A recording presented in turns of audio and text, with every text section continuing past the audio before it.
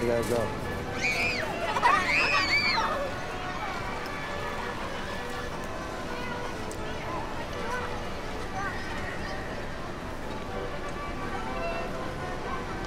Hey. Do you remember my name? Romina. I like to call you Ro. What are you doing now? You got plans? I gotta go home. Let me give you a ride.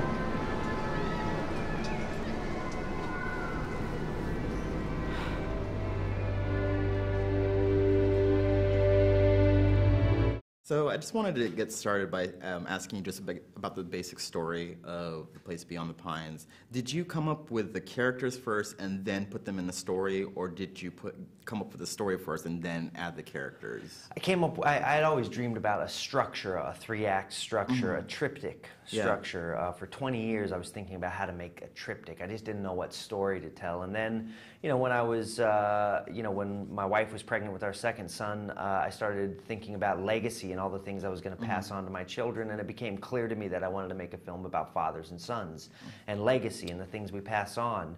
And all of a sudden I had pieces to fit into this three-act structure. I had characters. I knew one was going to be a guy who finds out he has a kid and he has to try to support the kid, but he doesn't know how to do it, and he ends up colliding into his destiny. And then the person that he collides with, and the kind of the reverberation of that collision, and then years later, the effect that it had on both of their children. So that was when I met with my co-writer Ben Cochio at the Donut Pub in New York City in 2007. That was the basis. I was like, that's the idea. How do we get there? And he took it and ran with it. I knew Ben was the right writer for this movie because his favorite film was Goodfellas, and that was my favorite film too. And how was it transitioning? How long was it between Blue Valentine and this? And were you thinking about this during Blue Valentine? Oh yeah, I started writing this in 2007. 2 years before I shot Blue Valentine. Oh, okay. In fact, I was at Ryan Gosling's agent's house in 2007 one night. She made us duck confit, and I was asking Ryan. I was like, "You've done so much in your life. What haven't you done that you want to do?" And he says, "Oh, I always wanted to rob a bank." I was like, "Really? We're writing a movie about a bank robber." I said, "How would you do it?" He says, "Well, I'd do it on a motorcycle, so I could wear a helmet. No one would see who I was. The motorcycle would be fast and agile. I could get away. I'd go in and I'd park a U-Haul truck about 4 blocks away, and I'd drive away in the U-Haul. Wow. People would be looking for the U-Haul, people would be looking for the motorcycle, not the U-Haul." And I said, "That's crazy. That's just exactly what we wrote in the script." And it was one of those times when I knew we were destined to work together. And I said, "Hey, I'll make your dreams come true."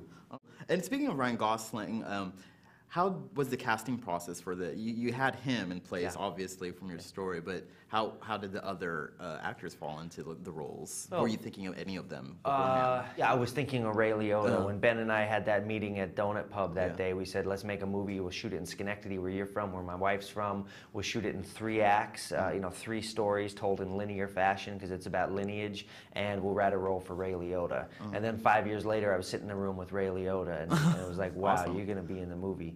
In terms of Bradley Cooper, I didn't think that I wasn't really interested to meet with Bradley, to tell you the truth. I thought he was that guy from The Hangover, and I was like, okay, I'll meet with him. I'll meet with anyone. So I went and saw him, and he was sitting in in a chair, and the way he was sitting, I was like, all of a sudden, he seemed different to me than my preconceived notion of who he was. And as I started to talk to him, I realized this guy had an incredible depth, and he was wrestling with a lot of the same things I wrestled with in my life. And I tailor-made this script and this character for him. I rewrote it for him. And there's so many actors. Look, I had 56 actors in this movie, and each one of them, from Bruce Greenwood to Harris Yulin to Ava Mendez to Rose Byrne to Dane and Emery, it was really a gift for me to be able to work with all these actors. Yeah, and it's a very, I like to say, a very thick story. Yeah. And the story is just very original. Do you think creating original stories for film is getting more challenging today in today's kind of cultural climate and what the audience wants? Well, what the audience wants, I think about what I want, because I'm an audience member. Oh, yeah. I was watching movies long before I ever made a movie. And so when I sit down, when I direct a movie, when I write a movie, I'm just thinking about sitting in the seat and watching. And I don't think I'm that different than other people.